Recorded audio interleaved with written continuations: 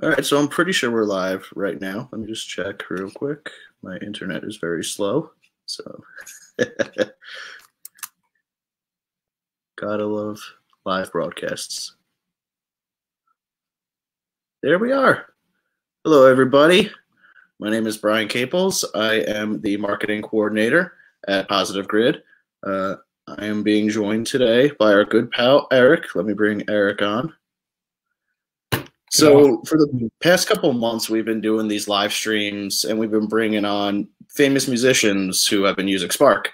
And we did a little thinking. We're like, there's people in the community that at this point are household names amongst Spark users. So we're like, why don't we just bring them on and just like talk to them for a little bit? So we're kind of calling this the Spark Amp Owners Club All-Stars Roundtable. I'm going to bring everyone on real quick. First off, we have Mr. Andy Garland. Hey, Andy. Hello. How's it going? All the way from France, we got Mr. Florent Destors. Hey, guys. And we have probably the most popular face in this group. We got Mr. Saul Sawyer. Hey, how y'all doing? All right. How is everybody doing today? Awesome. Good. It was a groovy day. I look orange in the camera. That's beta carotene or something. Yeah, right. It's all the carrots you've been eating. Right.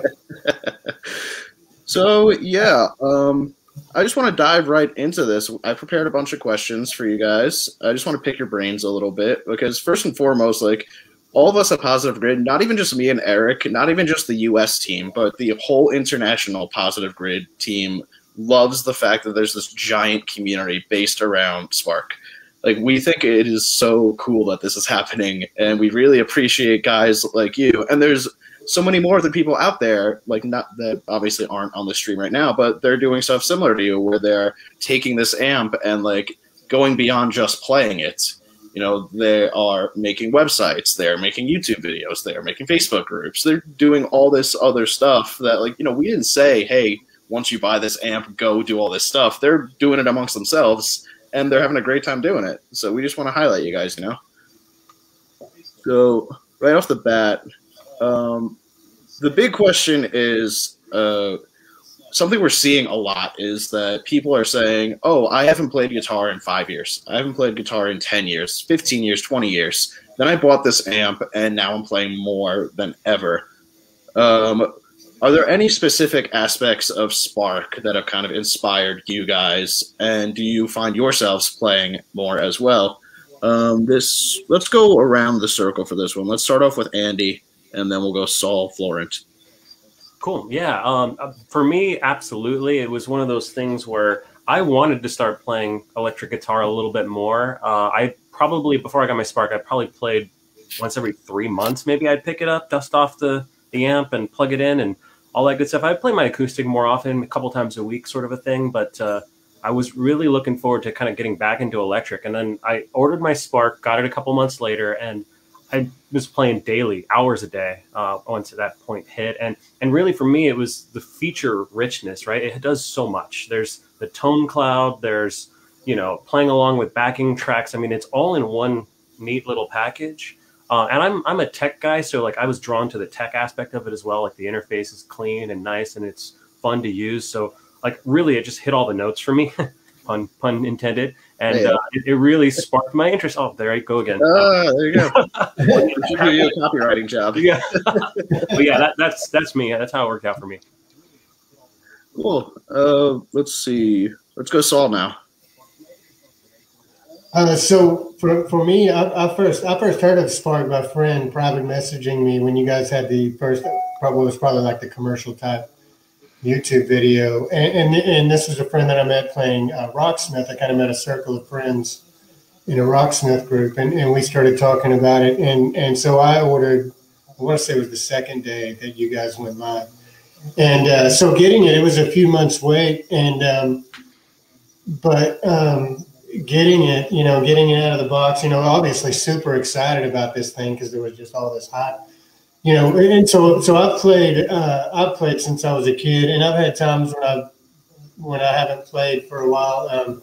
But most of my life I've been pretty active playing, at least in the house. or on the back porch, and a lot of years in bands and open jams and stuff like that. But I grew up playing metal, right? Motley Crue, Metallica, and all that stuff, and then got into blues, and then so for 8 years I played in a country band, and so I've always kind of wanted to be like, I guess, jack of all trades, master of none type deal. But when you think about that from the tones players use, if you go to bar bands and you see, country guys have the twin reverb, metal guys have a Marshall Stack or a Mesa, blues guys have, a Fender Blues Deluxe or something. Obviously modeling's been around, but for a while kind of trying to do that. But for me, the tone quality of the Spark was just, a huge level up. And you add to that, the Bluetooth phone hookup, instant hookup. Once you've connected once, you can just walk in the room, turn the amp on. I don't even mess with the phone, because I always have like a 10-minute daily routine with just a drum loop, on a clean signal. And, I have a couple amps where you can plug your phone in through an aux wire, to do that. And those things don't seem like a big deal, but they're huge when you're wanting to daily practice. And, I think, people coming back from years out of it, those things mean a lot. Like I say, the quality of tone, and even if that power is built into the amp, without the know-how, you're always going to be limited. That tone cloud, it doesn't seem on its surface like a big thing, but when you have, people who do, say you have a guy that's really into metal, and it's kind of, man, I want to check out this blues thing. I don't really know much about dialing in an SRB tone or a Hendrix tone. You don't even have to go searching for videos or how-tos. You can pop up the tone cloud and search through, and that's just a huge game changer, man. I mean, because the quality of tone is such a huge deal. When you talk about, even just a hobbyist wanting to play some Guns N' Roses or some Stevie Ray or some Eddie Van Halen, some David Gilmour, these guys were just tone monsters, as far as what they could do. And it's taken up until now, technology has always, how many decades been trying to make that affordable and easily attainable. The Spark is just such a, just kind of is, the deck at the top of the staircase, because the Van Halen tones to me are just mind blowing. I'm not going to claim to have the ear for tone that Eddie or somebody like Eric Johnson has, but it's so inspiring. Like Andy was talking about playing for hours, man, that's going to do that for you, man. If you're trying to learn something, man, I've always wanted to learn how to do this. I've always wanted to learn how to play this. And you've got the tone, you can hit those harmonics, or you can hit those glassy cleans, or whatever you're going after, and it works. It's not a computer. It doesn't sound like a computer trying it the best it can to do this, right? It sounds like these tones you're wanting to get, and that's and it's, of course, from here on, that's going to be a standard, among manufacturers, and the race continues on. But for me, that's the quality. Sure. It's all about tone. It's all about the tone. So, Florent, how about you? What's been your experience with Spark? Is it inspired you to play more than usual, or is it changed your habits? Of course. Yeah. Well, my story, I stopped playing guitar like 15 or 20 years ago when I got my kid, and at the time I was playing on a GCM 900, so it's a big amp, really loud, and I completely stopped playing guitar for 15 to 20 years, and at the time we didn't have YouTube, we didn't have digital amps and things like that, and my kid last year challenged me to get back to take back the guitar and play again. And I say, okay, let's do it. So I bought a guitar, but I couldn't plug that Marshall in my living room. So I discovered the BSFX software. So I start with my computer, and I was totally amazed by the possibilities offered by my computer and that software, and the event of the variety of tone I could get from a software. So and then I start seeing some ads about the Spark, and I immediately jumped on the offer, register to queue in the line, and I bought the amp, and I didn't regret buying it, because right now it sits in my living room and I can just plug in my guitar, even to play 5 minutes. It's really easy. I can experiment with tones, things I couldn't do before, because I didn't have also the amount, the array of effects I now have. I didn't have the finance to buy pedals, and so I just had a limited number of effects at my disposal, and now it's totally open to experimentation. So yeah, it's really changed everything, because right now I can fire YouTube and play on backing tracks. Actually, this is my favorite things when I play guitar. It's just fire some tracks and play on it. It's much more easier to progress and to practice with this kind of features, and this really helped me get back to the guitar thing, and my kid is pleased now. I tried to buy him a guitar, but obviously he's more into some other things of other types of music I don't really like, but that's he won't play guitar. But that's life. I do hear more guitar creeping into pop music these days, so that's a good sign. Yeah. We have a kid on our group. He plays guitar. He posted a video a few days ago. I don't know if you've seen it. He's like 8. Oh, I saw that. He plays on Rocksmith with the Spark. It's amazing. It's insane. Like, that made the rounds internally at Positive Grid. Like, I don't even think we shared it. Someone in Taiwan shared it, and they were like, "Have you guys seen this? Like, this little kid is shredding." I asked him to post something else, and he promised me to post something during the weekend. So we'll see. Awesome. So it looks like you're building a guitar. You've got hanging behind you a kit. So did Spark make you do that? No, I have to admit it's not the Spark. It's the COVID and the lockdown. There you go. So it's to keep me busy during the lockdown. But yeah, this is also an awesome project, and I encourage everybody who likes guitar and likes to work with his own hands and to try this kind of project, because it's really fun. It's not that hard, and it's really rewarding to then play with its own guitar. So yeah.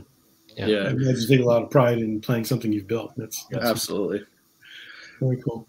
So Saul, you actually answered my next question with your first answer, but so this goes out to Andy and Florent. I'm just kind of curious about your history with playing guitar, like going way back to when you first started. Did you guys play in any bands growing up? Did you, like, what were the musicians that made you want to pick up a guitar? Like, what genres do you play? Just like any sort of guitar backstory that you may have. Let's start with Florent on this one. Well, my story, I started guitar when I was at college. I thought it was a cool thing for it was attracting girls, and you can't deny it. And that's why we do anything. Inspiration. No, but I wanted to play the guitar and play like my idols at the time. It was Metallica, James Hetfield, but obviously my parents didn't understand. I wanted to play electric guitar, so they registered me to some classical lessons. They bought me a classical guitar, And I was like, oh, okay. Well, so I tried with classical guitar with a teacher, and the guy soon realized I was not meant for classical songs. So obviously, after a few months, he told me not to come back. He say, okay, obviously you don't like it. You prefer to rock, and I say yes. So. So at the time, I managed to get an electric guitar from a friend. He was not playing at all, so he just lent me the guitar, and I bought an amp. At the time, I think it was a PV, some kind of PV stuff, yeah. And I played in a small band, but I don't think we can say play exactly. We are doing some rehearsal in a garage, and we were more drinking than playing. And we never worked on our tone, and we never made some gig, and so it was just more fun, having fun and playing just like that with friends. And then life went on, and my kid arrived, and I stopped playing, obviously. But that's my story. Yeah. Nice. Before we move on to Andy, I got a quick question about the classical guitar. Did you use a pick, or did you grow your thumbnail out? Neither of these solutions. I was just playing with my finger, but I didn't grow my nails. No way. Gotcha. I know a couple classical guitarists, and they're very big on having the very long. Yeah, my teacher had some horrible nails, and he was like, it was disgusting. Yeah, to each their own, but it's all cracked and yellow and gross. Count me out. Yeah. So Andy, what about you? Yeah. So I real quick, I grew up with my mom, and my mom listened to like a lot of like pop and like R&B songs, and my dad was more of a rock guy. And so I remember like one weekend with my dad listening, like he had a bunch of CDs and stuff, and put on some rock. I was like, oh man, this is awesome. So I remember when I was 13, I was like, I want to do that. And I picked up a guitar for like $10 from a kid I was a freshman in high school. I was 14, and I didn't have an amp. I plugged it straight into the microphone input on my computer, and was able to get like, a little bit of sound out of it, but I just fell in love, and I would play it on my fingers bled, right? And then later on in that summer, I went up to work for my aunt and uncle up in Oregon, and they bought me a Squire Strat and a little 15-watt PV combo, and they got me some blues lessons. And I just fell in love, and I started playing in a band a couple of years later here in LA. We played together for like 5 or 6 years. The last show we did was at the Whiskey A Go-Go in Hollywood, so that was like the epitome of my rock career. I think I still have pictures around somewhere. But that's awesome. Yeah, and I still play with one of the guys. He's a live musician still, like to this day. That's what he does for a living. And every now and then we get together and jam. And so yeah, I've been playing for, I guess it's been 15, 16, 17 years, something like that. Lose track. Cool. Awesome. So Brian doesn't play. You're a fan. I'm a consumer of music. I don't really play it.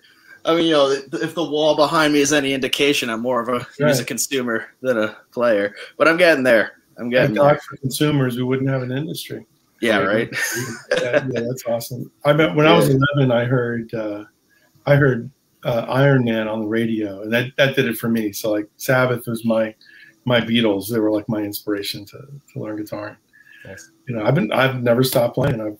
I've got 2 gigs this weekend, so it's just nonstop. It's fun. Nice. But definitely a life enhancing pursuit. Definitely. Yeah. So I think one of the reasons why I specifically like took this group and this whole community like not under my wing, but like I was drawn to it was because I had like a kind of similar. I was in a similar community in high school growing up. I collected sneakers back in high school, specifically Nike skateboarding sneakers, and there was a fan-made forum where everyone would kind of just talk about sneakers. Like they would post pictures of upcoming shoes and like whatever shoes they were wearing that day and all that stuff. And it was just kind of like at the time I didn't know much about the culture and all that stuff, and that was back in like 2010. And it's 2021 now, and I'm still talking to some of these guys that I met on that site. Like, I consider them really good friends. Like, so when I see that same kind of thing happening with a product that I'm working for, I'm just kind of like, oh yeah, we gotta, nurture this and like keep an eye on it and like, make sure that this continues to be a thing. And specifically, whenever I pop in, I will kind of recognize the same names that are popping up and like posting videos and asking questions and all that sort of stuff. And I just want to get your guys' perspective on all this, like as someone who is kind of like a little bit higher up in this community, not necessarily saying there's a hierarchy, but like you are a little bit higher up. What's your take on seeing all these kind of like friendships forming from people all over the world? Let's start with Saul, just because he's the admin of this group specifically. Yeah, that's been my experience with a few groups. I want to say, I don't know if would go back further than Facebook. There's like kind of like you say, I love the internet for that. Just whatever oddball interest, you can find like-minded people, and it just makes the endeavor, whatever it is, so much more enjoyable.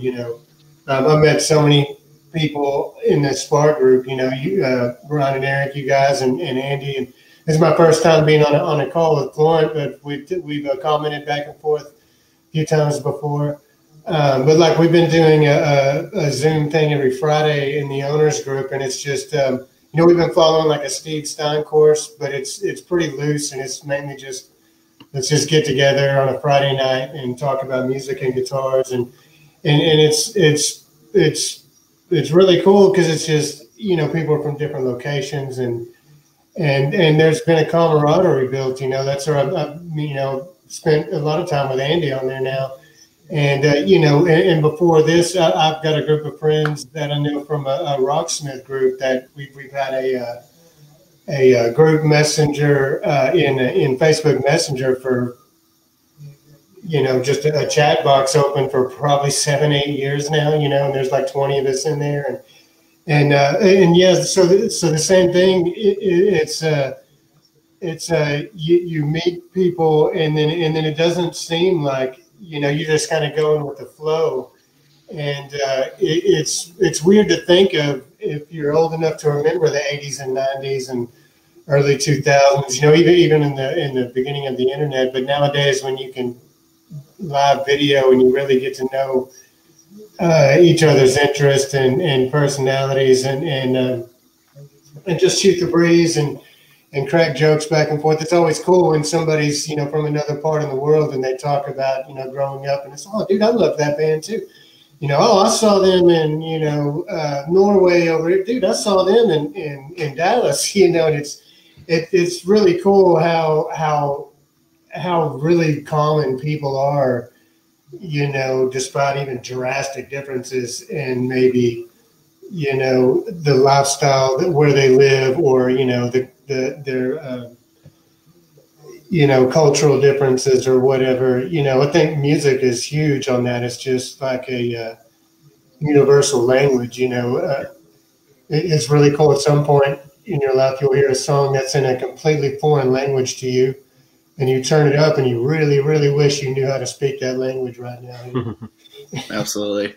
So, Andy, you don't necessarily have your own Facebook group, but do you see a lot of that in the YouTube comments at all?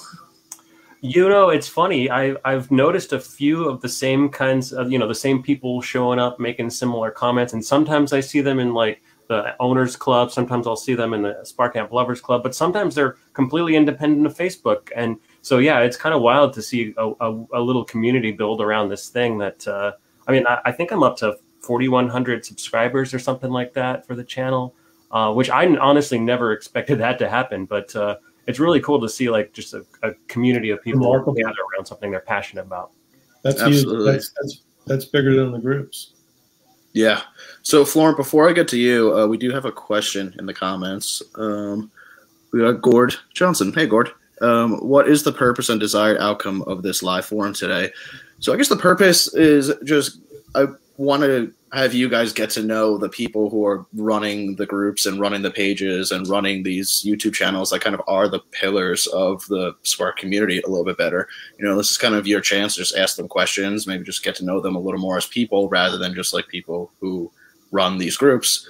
Desired outcome, interactivity, man. Just, you know, if you feel like commenting, you can comment. Like, you can get what you want out of this group. So let's go into Florent. Just ask a general gear question if you want to. It doesn't matter. Yeah, you know, we can talk about Spark too. Anything you want to talk about, it's wide open. You can talk about anything, man. Yeah. Florent, what about Spark Amp lovers? You're in both groups. So is there kind of like a crossover between Spark Amp lovers and Spark Amp Owners Club? Are there people who are definitely team Spark Amp lovers over Owners Club, or is it pretty much like they're in both? Honestly, I don't know, but I think most people are members of both groups. I see a lot of people in common in both groups, and I'm totally okay with that. And what I think, maybe it's my personal opinion, but maybe we have an audience a bit more. How do I say that? Not really at ease with new technologies. Gotcha. And we get a lot of. I don't, it's not negative, but we get a lot of basic questions, even around the use of mobile device and not necessarily music. And I think maybe the audience in the owner group is more focused on maybe music, or more experienced people with music. It's my view. Maybe I'm wrong, but yeah, I think most of the members are registered to all the groups on Facebook, even the mods group. We have some town groups. So we have some French groups also. Oh, nice. I created one at the same time as the lovers group, but I obviously don't have time to run it, so I just shut it down because another one opened and it was more active. So, but yeah, I think most members are registered to all of them and just navigate through the different groups. So, gotcha. I just wanted to go back to your previous question about the friendship and the things like that, and I wanted to talk about a member. You certainly know him. It's Dave Tenko. He made stickers for the Spark, and you were talking about friendship, and Dave sent me a gift last week. I have to show it to you because it's awesome. It's a grill cloth for the amp. There you go. And I really love it. So that's really thanks cool, to man. Dave, because this thing is really unique, and the guy, I mean, he just flood the group with his decals. The people are loving it, and it's quite nice. Nice. So this is a good example also of friendship, because it just sent me some this thing heartlessly, and really it was nice from him. So nice. So I'm gonna stay on you for a bit, Florent. Actually, you had posted a couple weeks ago. I believe it was the 1-year anniversary of the page. Was it where you had mentioned that when you first made the group, it was kind of low membership for a while, and it just kind of started slowly building up, and then just out of nowhere, boom, like a lot of people. So I was just kind of curious. Well, what was your reaction when you first saw that like the members started coming in? Well, the first thing is why I created this group, because obviously there was already the Owners Club group. it was existing, but at some points, you know, there was some COVID issues, delays with the shipping, and people were keeping on complaining again and again in the group, and I was totally fed up with this flood of negativity, and one day I woke up, I said, okay, I will create my own group and I will fire all the people complaining. And I just created that group. I pushed the button and I say, okay, we'll see what's going on. I didn't think it will grow up or catch or it will work. And I just created the group and say, okay, let's see what is going on. And nobody registered for months. I mean, I created the group. It was in April, and I think I had like maybe 50 members in July. So it's and then when people, I think, got their amps, I think the production ramp up maybe in summer, and more people were coming to Facebook. The delays were behind of us. And it started. So obviously, I was happy, and that's when I say, okay, shit, I have to do something. I have to manage these people because they're registered. They are waiting for something, and that's why I started to gather information on how to use the amp, because there was some question coming in, and that was the start of it. And I say, okay, let's continue because it's fun. I like it. Nice. So alongside the Facebook group, you also have the Spark Amp Lovers website, which I will... Oh, look at that. It's in the comments now if you want to go check it out. Whoa. See what I did there? It is a really well put together website. Like, especially as like a passion project. Like, we didn't give you funding to make this website. You just made this on your own, and it looks really good. No. It looks really good, man. It flows well. So, do you have any web design or coding experience before this, or was this like your first time making a website? No, I've been working in the web industry for several years. Explain it. Well, I'm not a designer by. It's not my job. I mean, I have been playing with Photoshop in my early days because it was just something I was enjoying. But I've worked in a small company where you had to do some Photoshops, do some coding, do some. So yeah, I have some basics, but it's not my core experience. It's not my job, my daily job. It's like the coding experience is a bit like the Spark, because I left it at the same time when I got my kid and few years back from now, and I can see all the change you have in things like WordPress. It's really easy to create a website now. So yeah, it was also a fun project, and I'm really proud and happy with it, and I'm looking to rework a few things maybe in the coming weeks. Nice, because it needs to evolve. So I want to rearrange content and things like that. So, but it's a nice project. So I'm happy with it. Well, it's funny you brought up Photoshop before, because this kind of leads into my next question. On top of the website, you made these posters, and they're like gorgeous. Like, they look like professionally done posters, man, and they're really good.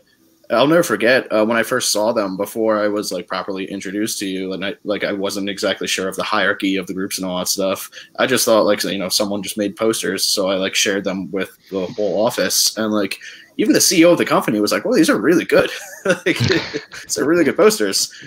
So you said that you kind of just picked up Photoshop and all of that. Did you have any kind of like art experience prior to this job, or was it just like your first time doing any sort of graphic design was at this web job?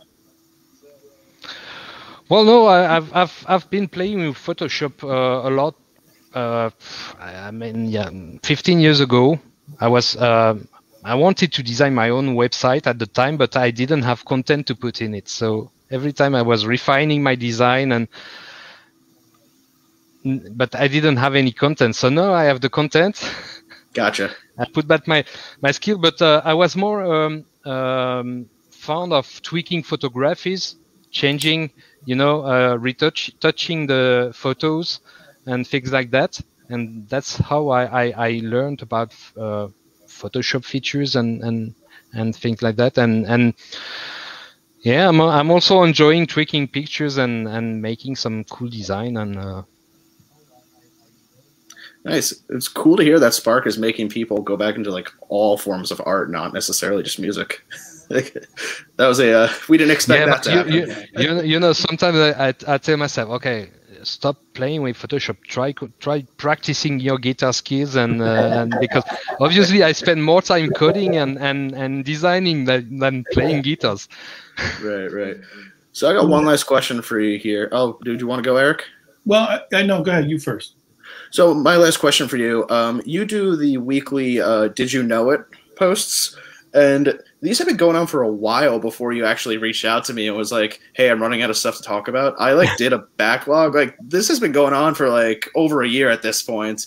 So I guess my question is, how do you have all of this knowledge about pedals and amps and all that stuff?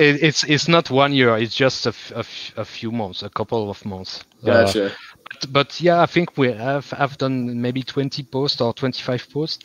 Well, the idea started when I was looking. I was thinking about content I could share with the community, because I want to not to entertain the community, but you have to keep it active unless people just don't come back. And so I want to propose something unusual and cool, and maybe if we could learn something from it. So I started to look at the pedals and the amps and read some articles about them and found some cool history. I mean, the 60s and the 70s is full of awesome histories of these guys. They knew all each other's. They were hanging out.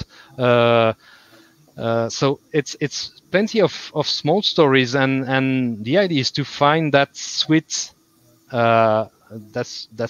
history and related to an amp or to somebody who designed an amp or a pedal, and that's how I'm trying to look at the history of these people, the history of the amp, and sometimes I find a good angle and try to concentrate it on one small story, just to encourage people to read the rest of the history. Mm-hmm. And I learned a lot, and it's a lot of fun. I mean, all this gear has great history. I mean, you just pick something like a Big Muff Pie. I mean, yeah, you can go right back to Hendrix and David Gilmour and all the people who use it, and just it's great. Just then you start listening to Mike Matthews interviews, and those are fascinating. This guy is awesome. I mean, I was fascinating, and it's crazy. He had booked a guitar player, James something, and reluctantly had to negotiate the price down for it, and turned out to be Jimi Hendrix. And the guy was the guy was cool. He was playing with his teeth. Playing with his teeth. That's right. Yeah, that interview is up there right now. Look at this guy. He's playing with his teeth. Yeah. So Andy took a different path. You were inspired to create all these great instructional videos. I work the help desk a lot, and I share your videos with customers too. So it's a really helpful thing. So, so what inspired you to do that? It's a lot of work. I mean, you've invested countless hours of your life at this point. Yeah, no. Link if anybody needs it, Brian. Post that. Yeah, just drop that in there. Thanks. There. Yeah. It's funny, actually. The reason that it sort of came about was kind of an accident. Like there was I was noticing people asking a lot of the same questions in the group, and I was like, I knew the answers, and I remember one guy in particular was having a little bit of trouble. I think his name was Alan Creeder, And I messaged him and I said, hey, I might be able to help you out with learning on how to use a couple of these features if you ever want to try to do a video chat or something like that. And he's like, yeah, that sounds great. Let's do it tomorrow, whatever. We set up a time and I started doing a live chat session with him and showing him how to do stuff on the iPad or whatever. And he's like, you should just make some videos. I'm like, maybe. And so I made a video later that day, just like one little troubleshooting thing. And I posted it. It wasn't even on YouTube at the time. I posted it like just directly, like I think in Facebook. And then someone was like, oh, where's your other videos? I'm like, well, I don't have any, but maybe I can make some. So I just started making them. And, I created a quick backlog of things that I would want to tackle and got some feedback from people who were interested in checking them out. And it just kind of turned into a thing. And, I started in August, and by like December, I had several thousand members, and it's kind of crazy how it happened. But it was part of the community. Like this group wanted to. I felt a connection with the group, and I wanted to help people, and so the pieces just kind of fell into place from there. Nice. So this kind of ties into the next question I have. Do you have any customer service experience? Because like the way you describe things in these videos, like it's just very straight to the point, and it's just like, oh, okay, there you go. Like that's how you do it. It's funny. Eric mentioned help desk. I used to be a help desk guy. I'm a tech guy. I work in tech. I've been in tech for 20 years now, and but I've always had a knack for like helping people understand things and being able to explain things in ways that just help people see things. I used to work at a company where I worked with the facilities manager, and she was responsible for all of this like plumbing and power and cooling stuff, but she didn't know how it really worked. And so I was able to kind of explain stuff to her sort of in layman's terms. And I think the trick is to not do it condescendingly. It's like literally just like relating to people and saying it in a pleasant way. And breaking it down, and it's really that simple. I guess I have a knack for it, and I enjoy doing it. Honestly, when I see comments from people saying, "Oh, I really got something out of this. Thank you so much. You saved me so much time." It gives me goosebumps, right? So I love it. It's like a very satisfying feeling to help people. Definitely. Do you have any plans to expand into non-Spark stuff, like even like non-music stuff? It's kind of funny, actually. So I work with creative companies. I work with media and entertainment companies, and I'm a technology guy. So I'm actually working on a new channel that's going to be like learning about all kinds of different media technologies, like even like Premiere Pro and like editing technologies and like transcoding and streaming, all that kind of stuff. So I'm working on the content for that. So yeah, I'm going to do that project pretty soon. You're going to have to DM me that Premiere Pro video, because I took a video editing class in college where we used Premiere, and like I'm several years post-grad now, and I tried to get back into it. I'm like, what am I looking at right now? Right on. Will do. Yeah, exactly. So as I mentioned before the stream, I kind of spent last night rewatching a lot of your older videos, and one video that I surprisingly hadn't seen until last night was your history and community video, which does a really great job of kind of outlining the history of not only Spark, but the history of the community that has formed from Spark.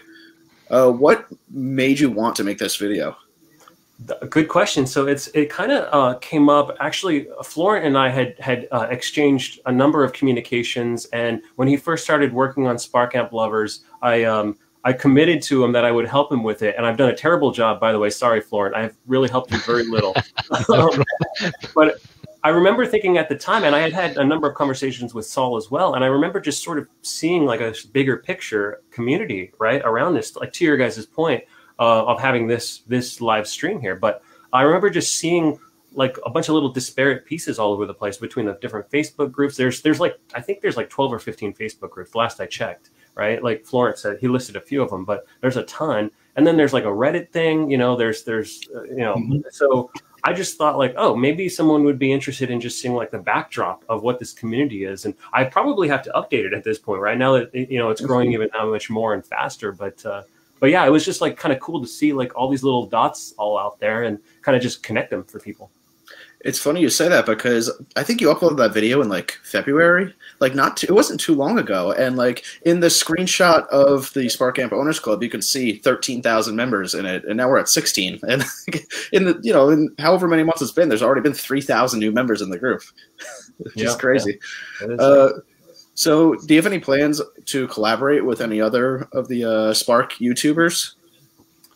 It's funny. I haven't really been in touch with any other Spark YouTubers, so I should be, and now I will. I didn't even think of that, but I mean, like Florent and I have talked about like interviewing each other and like doing stuff like this. I was thinking of doing stuff like that, but that's a great idea. I'll definitely look into that. Yeah, definitely. I mean, like immediately, like Alan from Geargasms, which like. Hey, Alan, if you're watching this, he definitely comes to mind. We were talking about Jason Little beforehand as well. I'm going to drop links to both of these guys, actually. I have them ready because they are great people. I love Alan's stuff. Yeah, I've commented on his channel once or twice. I think he said some on mine too. But yeah, he obviously goes way above and beyond just the Spark, right? So, but I liked his stuff that he's done on the Spark. Yeah, 100%. Anytime that people take times out of their day to talk about Spark on their own free will, we really appreciate it. So all right, so let's go to the big man, Saul. So we've been Facebook friends for a while now, a couple months now at this point, I'd say. And something that I love about, on top of all the great memes that you share, is how you're always sharing memories of pre-COVID a couple years ago, like going even pretty far back, of these jam nights that you would either host or just like somehow be a part of. So how did you get involved doing all that stuff? Well, I grew up in Fort Worth, and you have Fort Worth, Dallas, cities next to each other. And I started playing when I was a kid. And, there wasn't a lot of people that were into like rock and metal when I was like a one stoplight town in Texas, right? In the 80s. So back then, if you wore, even a Quiet Riot shirt or something, man, you were the outcast, right? And that's kind of the dozen of us, the crowd I hung around with. But it wasn't long after high school, I got in a band and ended up playing in a metal bar, and it's kind of rolled along with it. And through years, I ended up playing, blues and country type bands. I spent most of that time like doing bands that do blues rock, country type, dive bar, hamburger joint type stuff. And so a few years ago, one thing that's real common is a lot of these bars will do open jams. It's a popular thing to do on weeknights, to try to get people to come out. Where they would have a popular paid band on the weekend. And so, you have a lot of guys that play and they work a job and they may never have any desire to be in a band, or some guys are in a band and they want to go out there and you'll have like a band show up, but it's a pretty cool deal because, you'll generally have a full band of equipment. And if you can get it to be successful, you'll have a few drummers, a few bass players, it's cool because it kind of becomes almost like the water cooler for musicians. And I was hosting one every Tuesday. I did for about 3 years in Fort Worth there. And there were 2 or 3 bands that kind of sprouted from that where, and so moving to a new area, that was my go-to to get to meet people. When you go to these things, there's generally a host and, well, what do you do? Oh, I play bass. Oh, okay, so you need a drummer. And it's almost like you're milling around putting together a band real quick. And I love that side of it, and you end up a lot of times up there on a stage with people you've never met and you don't know their name. And afterwards, oh, hey, I'm so-and-so. You end up introducing yourself. Excuse me. But the thing that I always loved about that is the variety of music. But also seeing people, you see so many people kind of break that mold. There was a friend of mine that would play guitar real good, and he's like, man, I've been trying to sing and play at the same time, and I'm not good at it, but I don't really care about that part of it. He's like, I just want to do it, and I'll get better. But I'm just so nervous. And was like, all right, man, well, hey, you've played with so-and-so, just kind of hang to the back, and he's going to sing, this song, and he gets up there, and, oh, okay, and he's like, well, I'll sing this song. Later on the night, he tried to sing the one song, and he comes back next week, and he's got like 5 songs ready to sing, and he's like, that I was so nervous about that for months, and it's like, by the time I got home that night, I didn't care anymore. It was like, that's awesome. Really gone. And seeing stuff like that is so cool, because that I think that's pretty much all of our experiences. If you start delving into that, it's like diving in the deep end, and it's like, wow, that really wasn't that big a deal. Actually, being scared about it was worse than doing it. Right? Absolutely. So I'm curious, what other amplifiers do you guys have, and that you use for various purposes, and how does Spark fit into them? It's like I myself have, I've had Marshalls ever since I was a kid. I've got Marshalls. I've got a little Fender Deluxe Reverb. I've recently bought a little Friedman Mini DE. It's like this big. It's very cool little amp. Probably the only Friedman I can afford.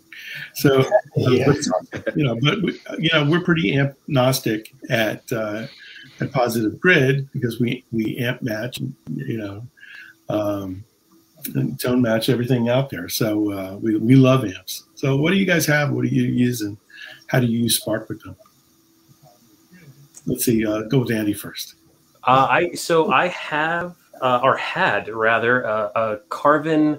The model is escaping me. It was one of those big tweed ones. I also had a Crate acoustic, like a smaller, maybe 15, 20 watt. But I've lent both of those to my buddy who has his own studio, just so he can have them in the studio. Because all I played, yeah, it was a bill. I know it's a horrible disease I have. Yeah. But yeah, I've only been playing through the Spark for the last 6 months now. Very cool. And is that your only amp at the moment? At the moment, it is. Yeah. I mean, those other 2 are technically still mine, but I'm going to leave them in the studio as long as he wants them or needs them. So yeah, very cool. Florent? Well, I still own that Marshall GCM 900 212, but I haven't plugged it since many years. So I want to sell it, because it takes the dust in here. It's too loud. I just can't play with it. I also bought a Katana 50 Mark 1. But honestly, I just played it 2 times, and then I bought the Spark, and so I also have to sell it because I don't use it. I just use my Spark, so that's it. I'm more into buying guitars than buying amps. At the moment, right. I'm looking at different. I want to try some Fender guitars, because I'm more used to Les Paul bodies, and I want to. I'm looking at Fenders. Single coil pickups that sound amazing through digital modeling amps. I love it, because digital amps. Spark is an exception, but a lot of digital amps can be kind of cold sounding, they're lacking some warmth, but single coil pickups really bring out these nuances that you don't get from humbuckers. They're very human vibe. And so it's a really great combination, especially with real high gain settings. I love it. I just love what they do. It's a very different thing from what a tube amp will do at high gain, too, because it's a different type of harmonic that you get. It's just very, very satisfying. So yeah, I hope you enjoy going down the Strat road. I think you'll. It's difficult because you have a lot of models, and right now I'm really lurking into the Aerodyne from Japanese made, because I really like their style, and it's really unusual with binding. Yeah, and cool. They are really nice, but you don't find a lot of them on the web. A Reverb may pop up. I don't know if you have access. Yeah, you have some on Reverb, but not much in Europe. And if you import the guitars from the US, it's just the price is just cleaning because the shipping is way too much, and so it doesn't make sense. But yeah, I keep on looking, and then maybe I will have a Strat in a few weeks. So I hope so. Very cool. Yeah, congratulations, Saul. What gear do you have there? I only have one tube amp left. I had 3 at one point, but I have a Fender Blues Deluxe 40 watt single 10, and I have a Fender Mustang 3 V2 also, which those were really popular a few years ago. If that's typically what I took out to gig for so many years. I had a Blues Junior also, and then that Blues Deluxe. I can't even remember what the third one was, but over time I got to use those tube amps less and less, and even that Blues Deluxe, that Mustang 3 solid state was a pretty good match for it. It wasn't better, but it also didn't weigh 90 pounds. And it didn't, and that Mustang, I knew I could take it to the dive bar on Tuesday nights, spill a beer on it, and never even face it, I also have a half stack of Marshall 4x12, and I want to say it's from the 70s. I bought it used in the 90s, and it was beat to hell back then. And I just have a Randall head, and I don't remember the model number, but it's the Dimebag Cowboys from Hell head that he used. I remember that.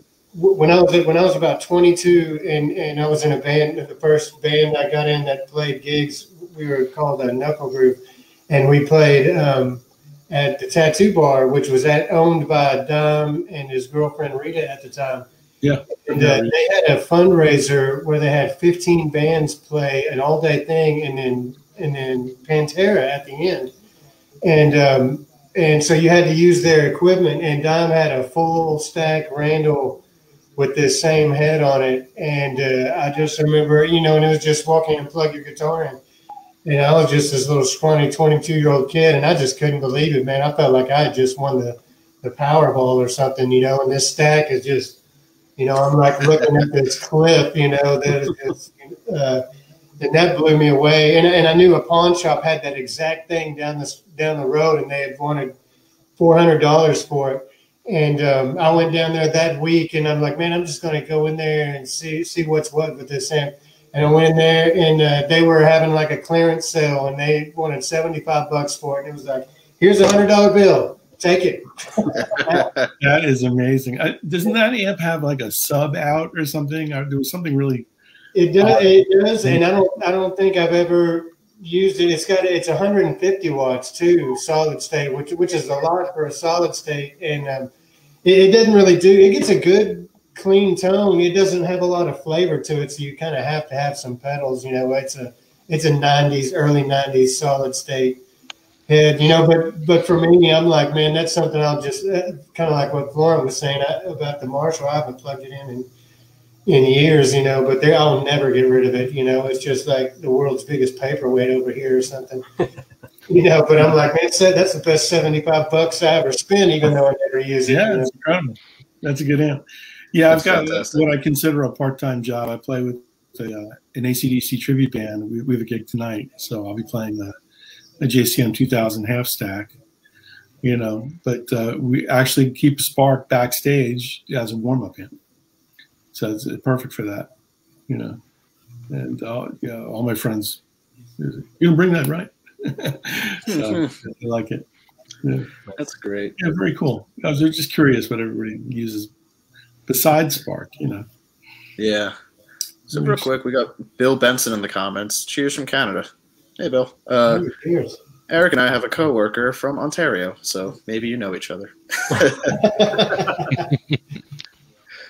I don't know. Probably not. Share igloo design ideas. Yeah, right. So speaking of music right now, great transition there. What's the music that you've been listening to lately that kind of inspires you? Let's start off with Andy. Good question. So I just recently stumbled upon my super old MP3 collection. So I've been like just bumping some old like 90s alternative rock stuff.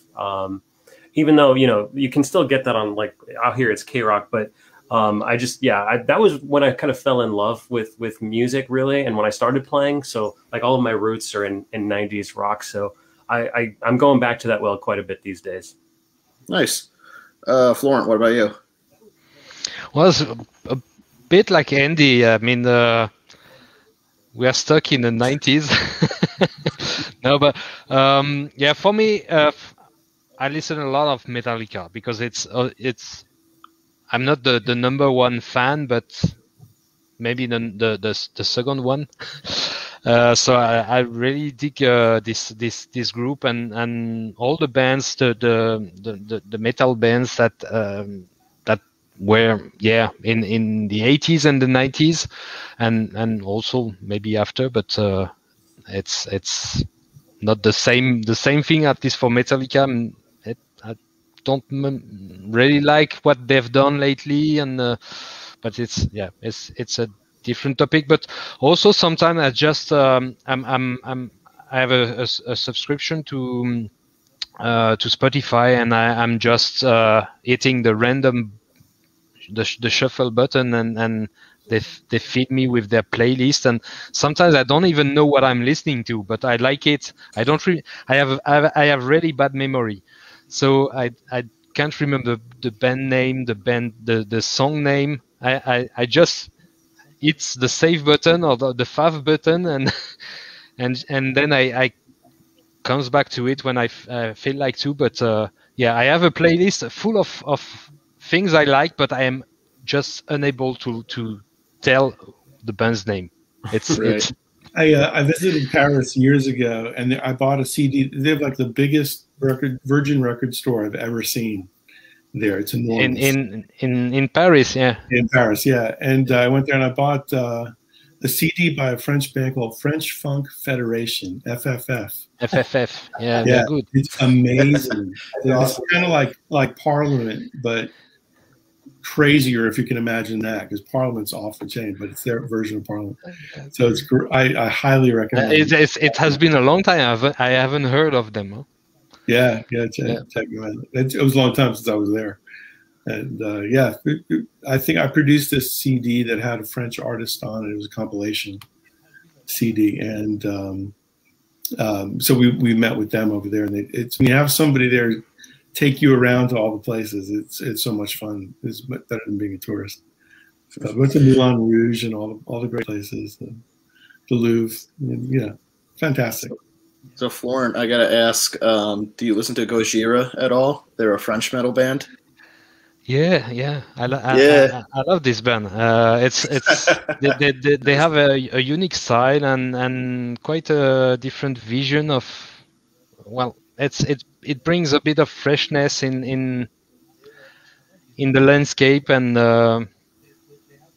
yeah, I like it. I like it, and their last album is really good. Absolutely, yeah. I got to listen to the new one. I'm setting time aside this weekend to do it. But what about you, Saul? Festivals with like Avatar, and it's walking through that. But yeah, that's another really good one. Yeah. I've been listening to a lot of bands similar to that. I've been listening to some Opeth lately, and Dragged Under. It's a Fluff from YouTube. He's pretty popular on YouTube. Yeah, they're really good. I like these this modern like gent metal, where it has a lot of high production value, but also I like the singing. I like I don't know his name, but the singer for Periphery. I love how he can do like the growling Cookie Monster vocals and then just go right to these opera.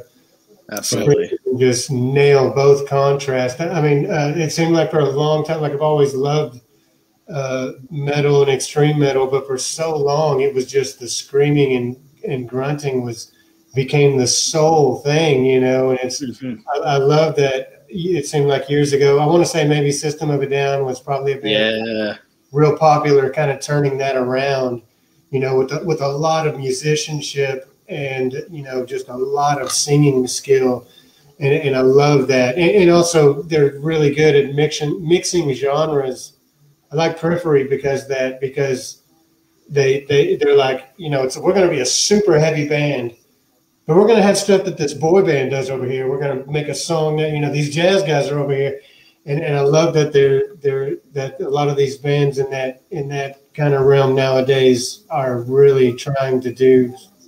You know, it's like they really go out of the way to try to find something that hasn't been done before, and then do a good job of it, not just for the sake of doing it. You know, there's a lot of musicianship, high-level musicianship around nowadays. It's really great. Absolutely. My favorite stuff is the stuff that, like, when people go, well, what genre are they? I'm like, all right, sit down for a second. Like, yeah. We got to have a very long conversation about what sounds are coming out of here. Yeah. When I was in a band in the 90s, we called it regurgitated rock because it was like a mix of like rock and punk and funk and reggae and like blues and ska. Like we just mashed up a bunch of stuff together. Nice. We weren't very good, but it was kind of a catchy catchphrase. So way to describe it. Yeah, exactly. Well, we've been live for about an hour now. What do you guys say we call it? Okay. Sounds good. Cool. Well, thank you guys so much for coming on. Thanks. Very interesting. Thank you for the invitation. Yeah, thank you so much for everything you guys do. Once again, we really, really do appreciate this, and everyone who's watching, we appreciate you guys too. Yes, thank you for having me. Just one last thing. One last thing I wanted to talk about a project I'm working on and coming in.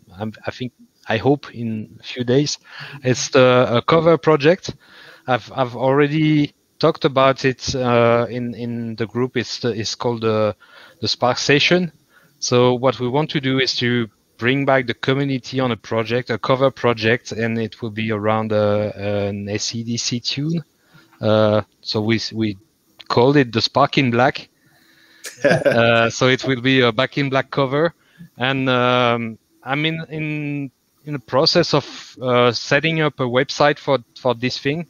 So stay tuned for the sounds like fun. Coming days. Checking that out for sure. Yeah. Eric, you might need to hop in on that. I watched Eric play the entire Back in Black album from start to finish in one sitting. He did not miss a single note. It was the most impressive thing I've ever seen. Nice. Yeah, we did that for Amazon, a live stream. Yeah, I did it from the perspective of Malcolm's parts because you always see Angus' parts. So Oh, well. All right, well, thank you guys so much. Thank you. Thank you, guys. All right, see Thanks. everybody. Enjoyed it very much. Good weekend. Nice spending time with you. Bye.